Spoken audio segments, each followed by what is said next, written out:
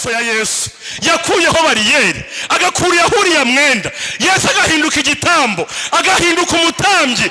Amaraso ye akabatuma twegera Imana, akaduhindura igiciro.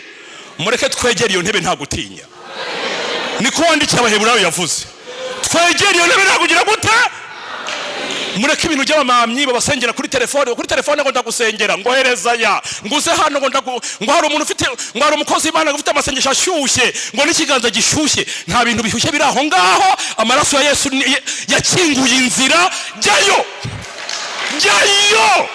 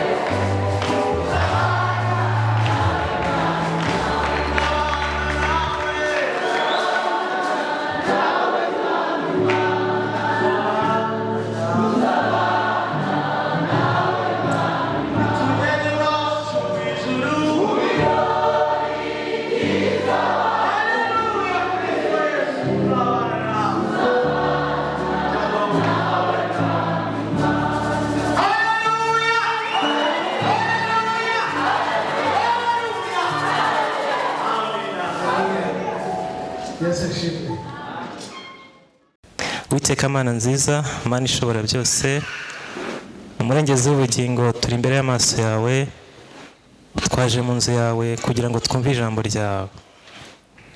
Wadutije umwuka kugira ngo tugire ubuzima bwo kuza mu nzu yawe. Waduha ibyambarwa, uduha ibyo kurya n'ibyo kunywa, tugera mu nzu yawe nziza waduhaye. Ariko ntacyo byatumarira tudayobewe n'ijambo ryawe. Turasabye ngo imitima yacu uyitegure kugira ngo ibe nka wa murima wagiyemo imbuto zikera kandi cyane. Uri umurengezi mwiza rero, dusengeye ugiye kutubwira ijambo ryawe. N'umwana w'umuntu ariko umuteguro n'uwawe. Urinde ururimi rwo gusobwa, avuga ibyawe kandi bitugirira umumaro. Tubisabye mu izina rya Yesu Kristo umwami wacu, amen. Igice cya mbere turagisoma mu rwandiko rwa mbere rwanditswe na Petero. Abafite Bibiliya yera ni kuri paje ya 237 mu isezerano rishya. Paje ya 237 mu isezerano rishya. Urwandiko rwa mbere rwanditswe na Petero, igice ni icya mbere, umurongo wa 14 turageza ku murongo wa 21. Igice cya mbere umurongo wa 14 tugeze kuri 21.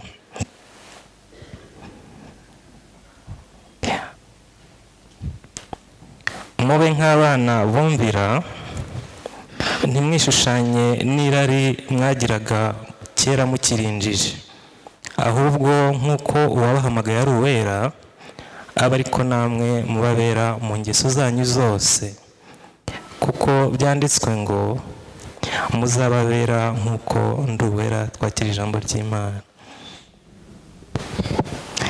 Igice cya kabiri turakomereza muri Yohana 19 umurongo wa mbere kugera 37. Igice cya kabiri turakomereza muri Yohana igice cya 19 umurongo wa 31 kugeza 37. Abatarahagera bafite Bibiliya imeze nk'iyi ni ku rupapuro rw'116.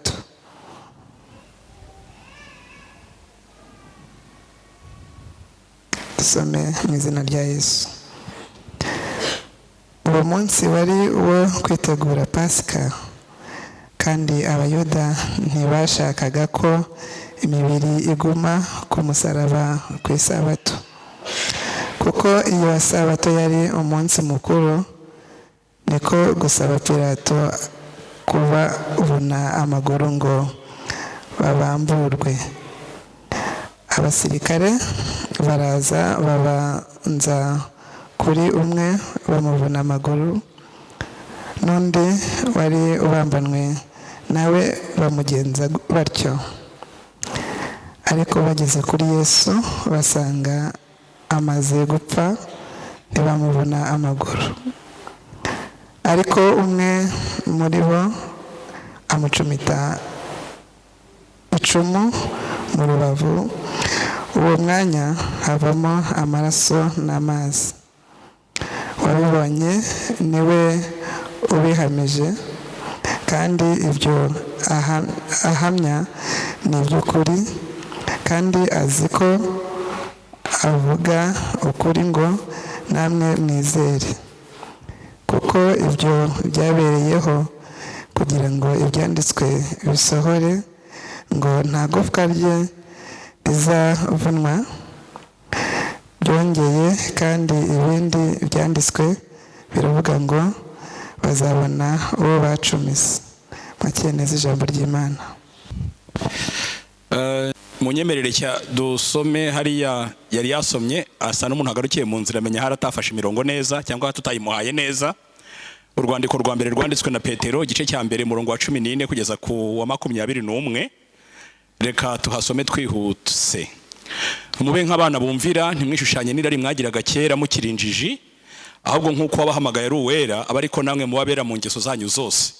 Kuko byanditswe ngo muzababera kuko ndi uwera.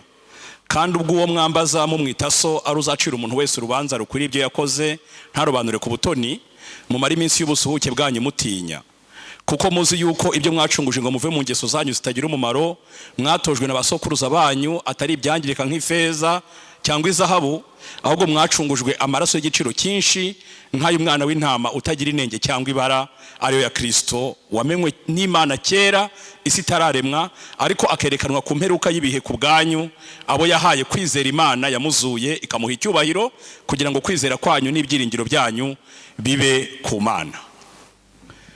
Nshimye Imana inshoboje kuboneka hano muri aya materaniro, ikaba impaye kugaruka. Imana ishimwe.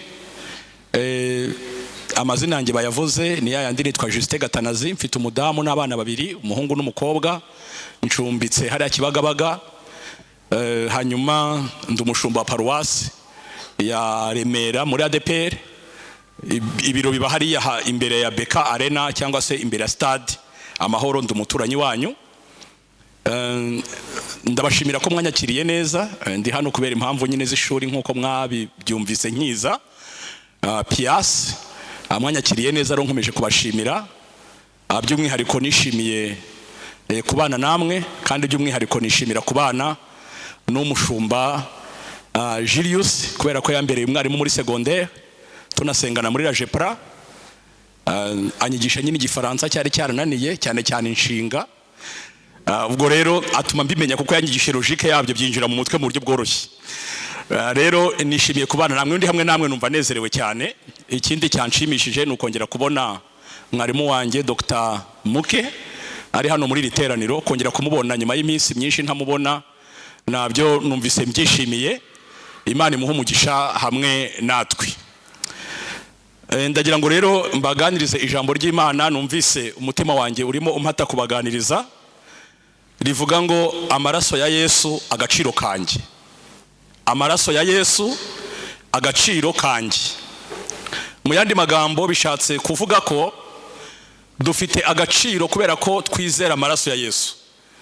Tugira agaciro kubera ko twemeye kozwa n'amaraso ya Yesu. Imbere y'Imana tuba dufite agaciro, ariko imbere y'Imana iyo hatabayeho kwizera amaraso ya Yesu, cyangwa se iyo hatabayeho kozwa n'amaraso ya Yesu, nta gaciro tuba dufite mu maso y'Imana. Ndagira ngo mvuge ku bintu bigera muri bitatu. Icya mbere ni impamvu Petero yanditse ruriya rwandiko, nirwo nifuje kwibandaho cyane. Hanyuma icya kabiri ni impamvu turaba igiciro, kubera iki turaba igiciro. Hanyuma icya gatatu nahisemo kuvuga impamvu enye zatumye tugurwa amaraso ya Yesu. Zishobora kuba nyinshi, ariko ngiye muri riteraniro nashimye kuvuga enye zatumye tugurwa amaraso ya Kristo. Turaza gusoza dushima Imana kubera ko twabaye ab'igiciro bivuye mu bushake bw'Imana mu rukundo rwayo kubw'amaraso ya Kristo. Ndagira ngo mvuge gato cyane ku mpamvu zatumye Petero yandika uru rwandiko. Mu kinyejana cya mbere nyuma y'ivuka rya Yesu Kristo, ngira ngo turimo turava mu bihe bya Pentecote cyangwa se turacyabirimo. Yerusalemu hari hateraniye abantu benshi baje mu munsi mukuru wa Pentecote. Hanyuma abigishwa ba Yesu bari nk'ijana buzura umwuka wera, hanyuma basohoka hanze bavuga ubutumwa ku munsi wa Pentecote. Hari hateraniye abantu baturutse muri Afurika, abantu baturutse muri Aziya, abantu baturutse ndetse n'i Burayi, nk'uko tubisoma ngo n'Abarabu bari bahari, kubera ko ijambo ry'Imana baravuze ngo n'Abarabu nabo barimo turimo turumva bavuga ibitangaza by'Imana mu ndimi z'iwacu. N'Abakirete abahariya mu kirwa hariya mu Bugiriki, nabo turimo turumva bavuga ibitangaza by'Imana mu ndimi z'iwacu, turimo turabumva. Hari hateraniro amahanga aturutse impande n'impande, hanyuma abigishwa ba Yesu barasohoka batangira kuvuga ubutumwa bayobowe n'umwuka wera. Uwo munsi hihana abantu ibihumbi byinshi nk'uko tubisoma mu ijambo ry'Imana. Ntabwo rero bagumye Yerusalemu, ahubwo baratashye bajya iwabo, ariko bagenda batwaye Yesu, bagenda bakijijwe ari abakristo buzuye umwuka wera. Nanone dusomye ijambo ry'Imana mu byakozwe n'intumwa, tubona ko hakurikiyeho akarengane. Stefano umudiyakoni wa mbere wari wuzuye umwuka wera, wari wuzuye ubwenge bw'Imana, aterwa amabuye, akarengane karaba, hanyuma abakristo baratatana. Mu bakristo rero harimo abakristo bari abayuda n'abakristo batari abayuda. Abo rero batataniye impande n'impande. Muri bo hari bamwe batangiye gucika intege kubera ibibazo, kubera ibigeragezo, kubera akarengane. Hanyuma intumwa Petero abandikira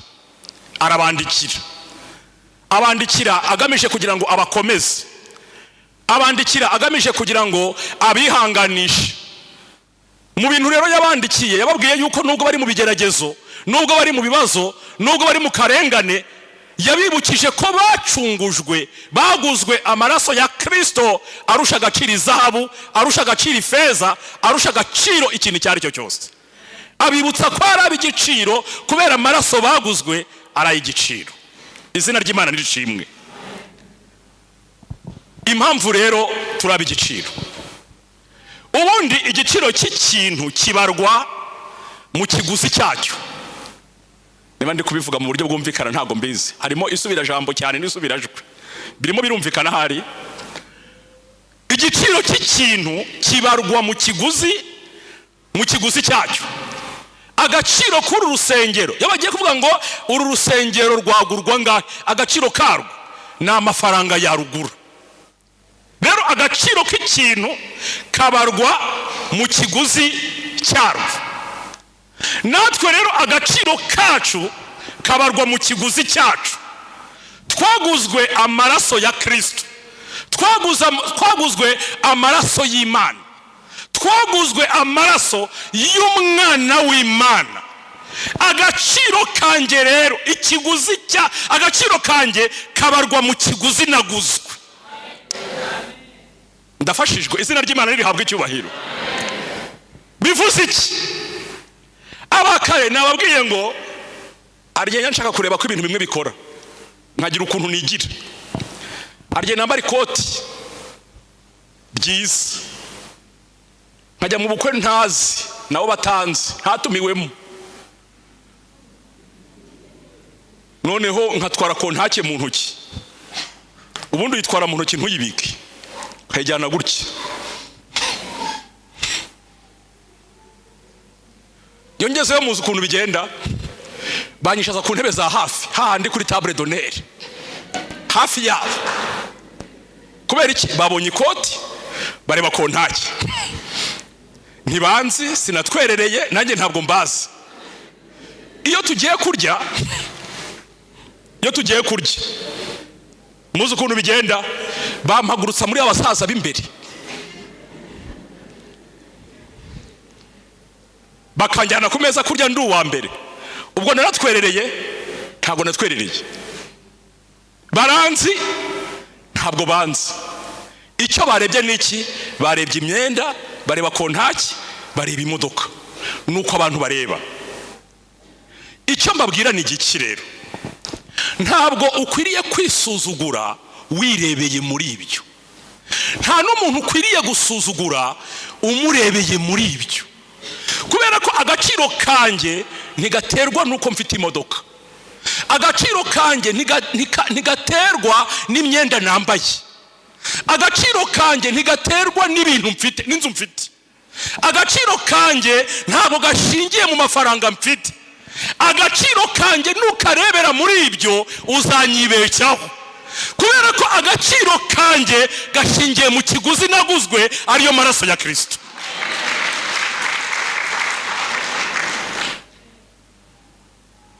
Twebwe abapastori nabwiye ko hariya twebwe parish abari paruwasi abari ibiro, ubundi ibigizwe n'amatorero menshi.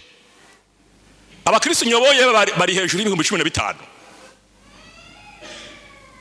Hanyuma ni paruwasi ikorera mu mirenge 3, Remera, Kimironko na Bumbogo.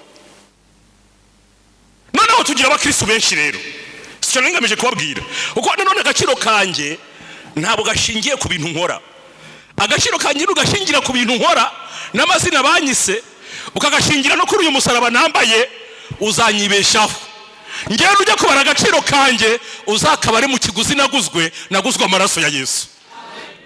Na agaciro kanjye gashingiye, ntabwo gashingiye kuri uyu musaraba, ntigashingiye kuri rikoti n'ibintu ntunze n'amashuri nize no kuvuga icyongereza n'igifaransa, agaciro kanjye gashingiye mu maraso ya Kristo. Hari igihe rero haza umuntu akaza muri V8 na yakontake cyangwa muri Range Rover, akaza mu biro kandi akaba yizeye kuri bumwumve neza bitewe nuko kuntaje.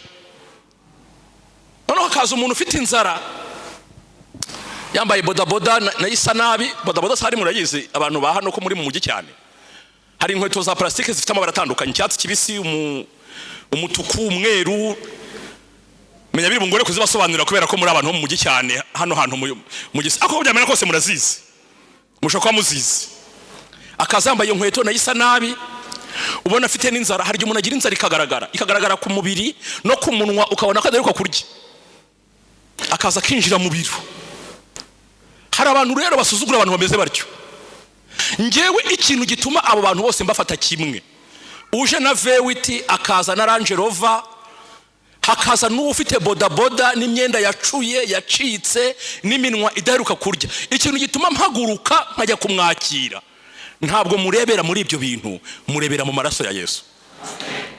Ndavuga nti Yesu yamuguza amaraso, nimusuzugura Yesu arandeba neza.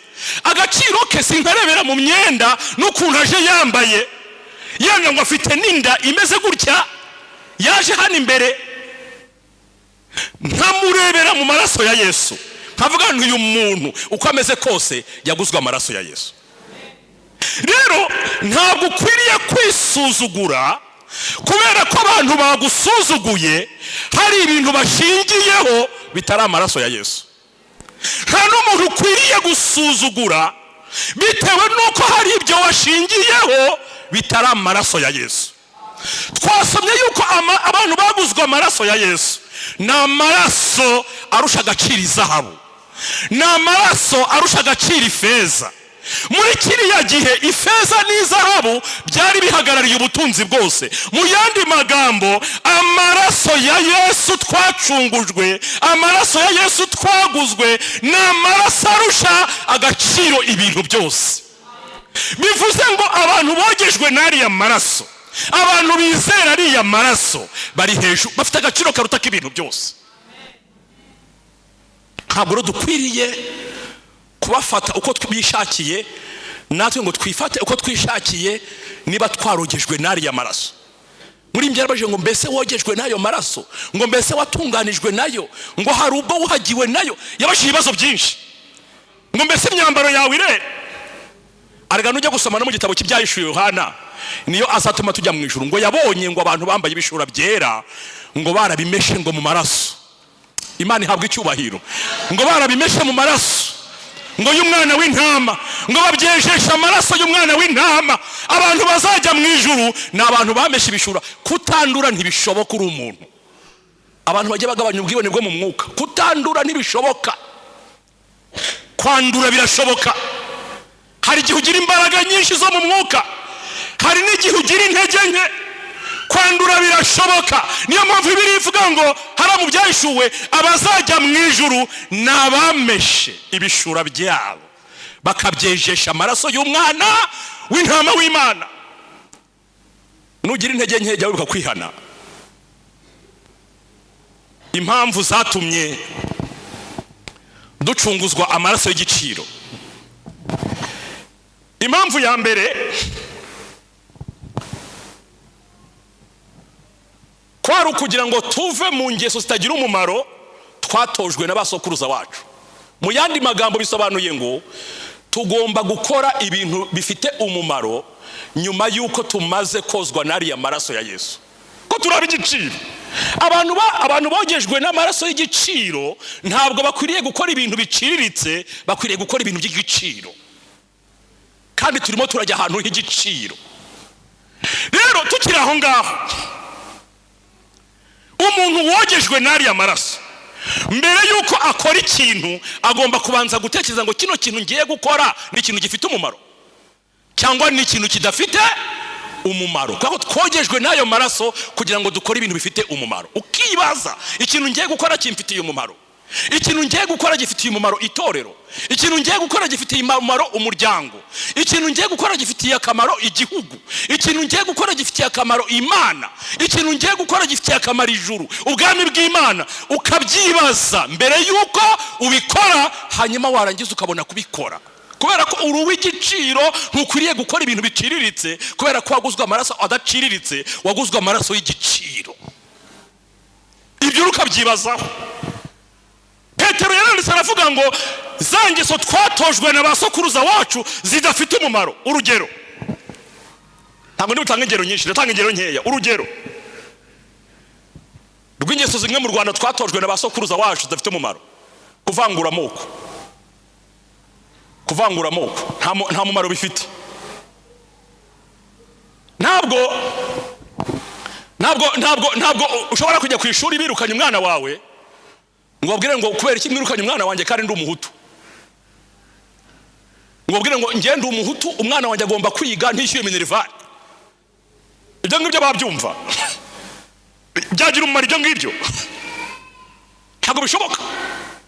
Ntabwo wajya Kimironko mu isoko ukeneye ibishyimbo cyangwa ukeneye ibirayi ngo babwire ngo ngende umututsi, nimurebe izuru ryanjye murebe ukuntu ndeshya, nkeneye ibirayi nkeneye ibishyimbo, mu ibishyimbo n'ibirayi kubera ko ndi umututsi. Babiguha ntango ni ibintu abantu bashyizemo imbaraga, twabitojwe n'abasokuruza bakabigutoza ngo bariya naba, ngo bariya naba. No kubikira abantu bakijijwe bikagorana, kubikira abantu bakijijwe bikagorana, kubikira twambaye imisaraba bikagorana, kubikira twambaye amakanzu n'amakoti bikagorana, kandi ari ingeso zidafite umumaro. Ntabwo abantu bakijijwe bogejwe n'amaraso y'igiciro, baguzwe amaraso y'igiciro bakwiriye gukora ibintu biciriritse, bakwiriye gukora ibintu bifite agaciro. Ibyo nta gaciro bifite. Ngo n'urugero rw'ikintu mvuze. Petero arabyandika ngo ibintu byose mwatojwe bidafite agaciro by'imyanda muzareke kubikora. Mwaguzwe amaraso y'igiciro, mujye mukora ibintu by'igiciro, ntimugakora ibintu bishiriritse. Icya kabiri,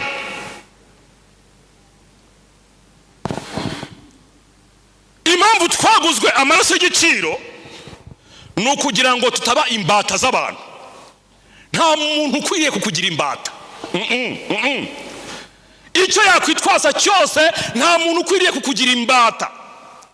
Nawe ntugomba kwigira imbata y'umuntu ngo akugaraguza agati agukoresha ibintu byose ashaka. Oya, usomye ijambo ry'Imana mu rwandiko rwa mbere rwandikiwe Abakorinto 7:23 aravuga ngo mwacungujwe igiciro, nuko rero ntimukabe imbata z'abantu. Imana yacu idufashe. Hari igihe abantu bigira imbata z'abantu bakabakoresha ibintu bashaka. Hari n'igihe abantu bagira abandi bantu imbata bakabakoresha ibintu bashaka. Gukorana n'abantu si bibi, kugendana n'abantu si bibi, kuvugana n'abantu si bibi, ariko ntukabe imbata y'umuntu kubera ko waguzwe amaraso ya Kristo. Uri uwa Kristo. Imana yarakuguze, uri uwayo. Ntabwo ari umuntu wakuguze. Oya, sibyo. reba Saduraka, Meshake na Abedenego bamaze kwisobanukirwa. Ukwiriye kwisobanukirwa ukamenya ngo urinde, ukisobanukirwa ukimenya, ukamenya ko uri umuntu w'igiciro imbere y'Imana. No, ukisobanukirwa ukimenya, ukamenya ko utari umuntu bakoresha ibintu byose. Abanyarwanda bavuze ngo iki nubwo atari Bibiliya, ngo ugize agatete agira ate, ugize agatete agira ate, sawa bazakuyoza ivu. Kubera ko wigize iki, nta wakakugize ahubwo wakigize. Iyo ni filozofi y'Abanyarwanda. We wakigize, nta muntu wakakugize, bazakuyoza ivu. Kubera iki wigize agatete, ugize agatete uri buyozwe ivu. Rero sobanukirwa agaciro kawe, sobanukirwa ko waguzwe amaraso ya Kristo, uri uw'igiciro mu maso y'Imana. Ntukabe imbata y'umuntu uwo ari we wese. Saduraka, Meshake na Abedenego hariya i Babuloni, nubwo bari abanyagano, bari basobanukiwe neza ko Nebukadinezari nubwo ayobora ibihugu byinshi, akaba afite imbaraga n'icyubahiro, ntabwo yari afite uburenganzira bumuha uburenganzira bwo kubakoresha ikintu cyose ashaka. Umunsi yabasabye gupfukamira ikigirwamana, kandi mu mategeko y'Imana handitsemo ngo ntukagire imana wikubita imbere, barabyanze. Acana umuriro, baramubwira ngo nushaka uwenyegeze, ntabwo turi bupfukamira ibigirwamana byawe. Imana dukorera ibasha kudukiza, ariko nayo itadukiza turaba igiciro mu maso y'Imana, ntitwapfukamira ibigirwamana. Ibintu bifite amaso ntibirebe, ibintu bifite amatwi ntibyumve, ibintu bifite amaboko ntibikore, ibintu bifite amaguru ntibigende, ntabwo twabipfukamira, turaba igiciro. Mwene data, ibuka kuri ubugiciro mu maso y'Imana. Ese uri murakora ibintu by'igiciro? Ese uri imbata y'ibiki? Icya gatatu, navuze ko nahisemo ibintu bine. Yesu yatuguze amaraso y'igiciro kugira ngo tubabarirwe ibyaha. Nusoma Abakolosayi igice cya 1:4 haranditse ngo niwe ducunguje amaraso ye ngo tubone kubabarirwa ibyaha byacu. Yatuguze amaraso ye kugira ngo tubabarirwe ibyaha byacu. Kandi kubabarirwa ibyaha ni ikintu cyiza, kubera ko kubabarirwa ibyaha ni urufunguzo rutwinjiza mu ijuru. Menya ko rero Yesu yamennye amaraso kugira ngo ayo maraso atweze tubabarirwe ibyaha byacu. Nabivuze ko abazinjira mu ijuru, Yohana abereka ku kigo cy'Ipatimosi, yabonye barameshe ngo ibishura byabo babyejesha amaraso ya Kristo, amaraso y'umwana w'intama w'Imana, amaraso ya Kristo. Ayo maraso yaramenetse kugira ngo tubabarirwe ibyaha, niyo tweza akazatuma twinjira mu bwami bw'Imana. Hanyuma icya kane, tugana ku musozo, Yesu yamennye amaraso ye kugira ngo twegere Imana, twebwe abari kure twegere Imana, kugira ngo tube abana bayo, Imana itubere data. Yusomye Abefeso 2:13 haranditse ngo ariko none kuko muri Kristo Yesu mwebwe abari kure mwigijwe hafi n'amaraso ya Kristo. Twasomye ijambo ry'Imana ritubwira ibintu byabereye ku musaraba. Mu bintu ryatubwiye ko Yesu yatewe icumu, akava amazi, akava n'amaraso. Yusomye ziriya nkuru muri Ubutumwabwiza bwa Yesu bwanditswe na Matayo ndetse na Luka, usanga ko amaraso ya Kristo amaze kumeneka ku musaraba, wa mwenda wari ukingirije ahera watabutsemo kabiri. Gutabukamo kabiri kwawo hari ubutumwa ijuru ryari ritanze, hari ubutumwa Imana yari itanze, ibuhaye wowe, ibuhaye nge, ibuhaye isi. Yari ivuze ngo nkuyeho ibitambo, nkuyeho abatambyi, buri muntu wese agize uburenganzira bwo kwiyizira imbere yanjye. Amasaha 28 kuri 28, amasaha iminsi 7 kuri 7, mugize uburenganzira bwo kwiyizira imbere yanjye. Nahoze mbabaza ikibazo nubwo Bibiliya itabyanditse, bitewe n'inyungu bari abatambyi bari babifitemo. Mwaba mutekereza kuri ya mwenda batawudoze, nubwo atari bawushanyuye, ukaba warashanyujwe n'amaraso ya Kristo, mutekereza ko bari abatambyi bawuretse ntibawudoda? Ese mwaba mutekereza ko bongeye kuwudoda wowe warakomeje kujyaho, cyangwa warongeraga ugatabuka? N'uyu munsi wa none mwebwe hano ndabizi ko mu ibintu bya hano biri ku murongo cyane, ariko twebwe iriya hirya iwacu hari abahungu bongera kuwudoda. bongera kuwudoda kubera inyungu zabo. Nose mwibuke abatambyi barawuretse bitewe n'inyungu barafite, barawuretse ku buryo ahera cyane buri muntu wese ahareba. Muratekereza ko batongeye kuwudoda? Ndavuga barabaye bakiragiye. Mwebwe rero mumeze neza. Iri iwacu hariyo uduhungu kutumamyi, ndavuga iriya hirya, mwega iriya muri ku murongo. Cyatubwira abantu bafite amafaranga bati mpereza amafaranga wowe ujye Dubai kurangura, ndasigara mu rugo nkugira imbere y'Imana ngusengere. Utwo duhungu turimo twongera kudoda umwenda, turimo twongera kuwudoda. Umva nkubwire, ibintu byerekeranye no gusenga, Imana iragukeneye nk'umukobwa wayo, Imana iragukeneye nk'umuhungu wayo, ikeneye ko muvugana, nta byo kuderega. Uzaderege mu nama, uderege n'ibindi, gusenga nta delegasiyo zirimo.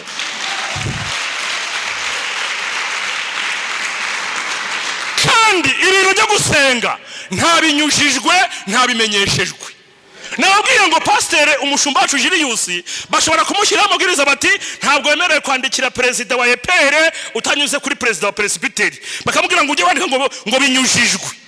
Twebwe iyo tugiye gusenga kubera kuri amwenda watabuwe n'amaraso ya Yesu, nta binyujijwe.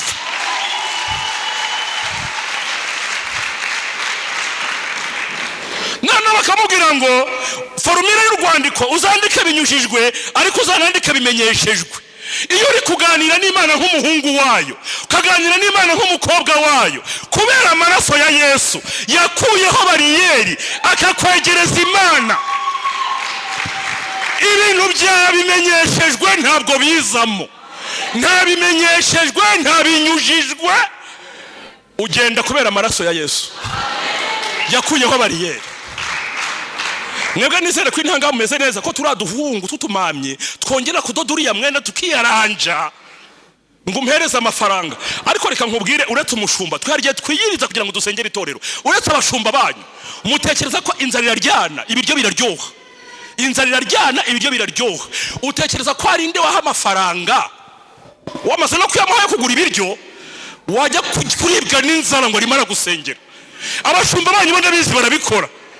Utekereza ko ari ndakamera kuribwa n'inzara wamuhaye n'amafaranga yo kurya ngo agiye kugusengera? Uretse abashumba sinekereza ko abandi basigaye ari benshi. Ubwo rero amaraso ya Yesu yakuyeho bariyeri, agakuriyeho uriya mwenda, Yesu agahinduka igitambo, agahinduka umutambyi, amaraso ye akabatuma twegera Imana,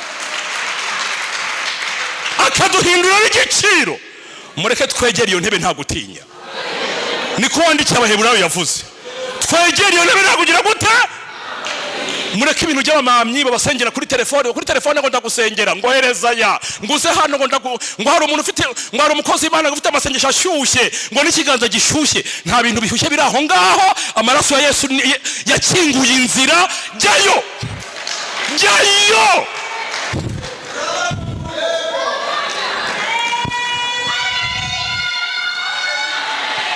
Abantu bakumvisha ko bafite agaciro imbere y'Imana kukurusha, ntako agaciro kacu imbere y'Imana karangana.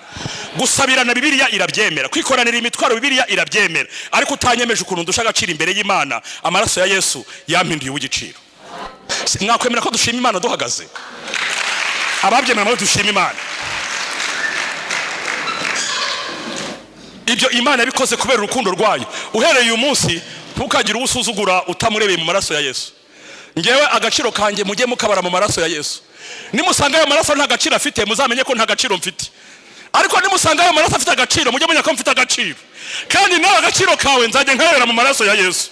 Niba ayo maraso yarakogeje nzabona uri w'igiciro. Niba utarogejwe n'ayo maraso nta gaciro. Tugiye gushimira Imana ko turaba igiciro kubera amaraso ya Yesu. Data wa twese uri mu ijuru, mu izina rya Yesu Kristo turagushimira urukundo wadukunze. Umuririmbyi yaravuze ngo inyanja zose zibaye wino, abisi bose miliyari 8 bagahinduka abanditsi, ibyatsi bigahinduka amakaramu, hanyuma miliyari 8 zikandika iby'urukundo rwawe, ngo ntago babimara, ngo ntago byakwirwa ku ijuru, ngo inyanja za kamarizo. turagushimira ko wadukunze urukundo tutashobora kurondora, ugatanga Yesu akamena amaraso ye, ayo maraso akaba yaratwogeje tukaba abana bawe kubw'ayo maraso, tukagira agaciro twari twaragataye kubw'ayo maraso, kandi uri Imana itwemera, uzatujyana mu ijuru kubw'ayo maraso. Turagushimiye ko ibyo ayo maraso yadukoreye birenze ibyo umuntu yamenya n'ibyo yavuga. Izina ryawe nirishimwe, turaguhimbaje mu izina ryawe Yesu Kristo umukiza wacu, amen. Dufite amaraso ya Yesu Kristo, dufite Kristo. Cyaduha ngo tujye twumva uburyo nta muntu n'umwe wagutangira ngo akubuze guhura na Kristo. Ntawe baho, ntawe, ukuri nawe. Haleluya. Kandi isengesho ryawe usuzugura burya rifite imbaraga, rifite imbaraga ziteye ubwoba, kandi nawe urakomeye. Imana ishimwe. Pastor Yesu aguhe umugisha. Nagira munyemere twongere dushime Imana cyane n'amashyi menshi. Haleluya. Yesu nashimwe.